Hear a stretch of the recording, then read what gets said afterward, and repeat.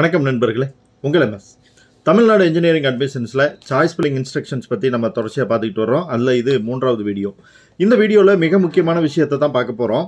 நம்ம இந்த choice filling எல்லாம் கம்ப்ளீட் பண்ணதுக்கப்புறம் ரீஅரேஞ்ச் பண்ணுறோம், இதெல்லாம் ஆர்டர் பண்ணதுக்கப்புறம் நம்மளோட ஆர்டரை பிடிஎஃபாக நம்ம டவுன்லோட் பண்ணிக்கணும். நம்ம என்ன சாய்ஸ் வச்சுருந்தோம் அப்படிங்கிறது நமக்கு தெரியணும். ஏன்னா நமக்கு அலாட்மெண்ட் வந்ததுக்கப்புறம் அப்வேர்ட் மூவ்மெண்ட் கொடுக்கறதுக்கு இந்த சாய்ஸ் லிஸ்ட் யூஸ்ஃபுல்லாக இருக்கும். அது மட்டும் இல்லாமல் நம்ம என்னென்ன காலேஜஸ் கொடுத்தோம் அப்படிங்கிறத செக் பண்ணிக்கிறதுக்கும் யூஸ்ஃபுல்லாக இருக்கும்.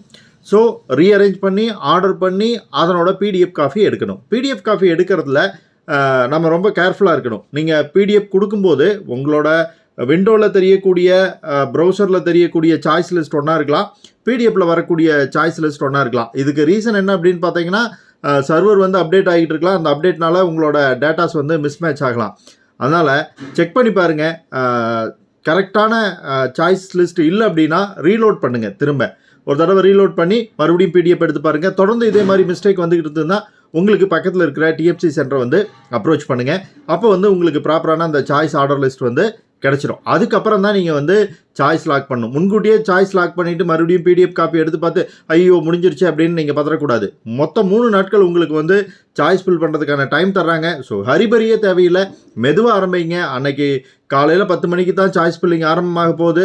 பொறுமையாக நிதானமாக ஆரம்பித்து முதல் நாள் உங்களோட சாய்ஸ் ஃபில்லிங் எல்லாம் பண்ணி ரீஅரேஞ்ச் பண்ணி ஆர்டர் பண்ணி பிடிஎஃப் எடுத்து வச்சுக்கோங்க. அடுத்த நாள் நீங்கள் ரீசெக் பண்ணுங்கள் எல்லாமே ஓகேவா அப்படின்னு. 3rd டே சாய்ஸ் லாக் பண்ணுறதா வச்சுக்கோங்க. அப்போ உங்களுக்கு ரொம்ப ஈஸியாக இருக்கும். அப்போ தான் நீங்கள் ஏதாச்சும் கரெக்ஷன்ஸ் பண்ணணும், ஏதாச்சும் சேஞ்சஸ் வந்திருக்கு, ஏதாச்சும் ஐடியாஸ் கிடச்சிருக்கு அப்படின்னா பண்ணுறதுக்கு ஈஸியாக இருக்கும். தகவலை ஃப்ரெண்ட்ஸோட ஷேர் பண்ணிக்கங்க. பிடிச்சிருந்தால் லைக் பண்ணி சேனலை சப்ஸ்கிரைப் பண்ணுங்கள். அடுத்த வீடியோவில் சந்திக்கலாம் நண்பர்களே. நன்றி.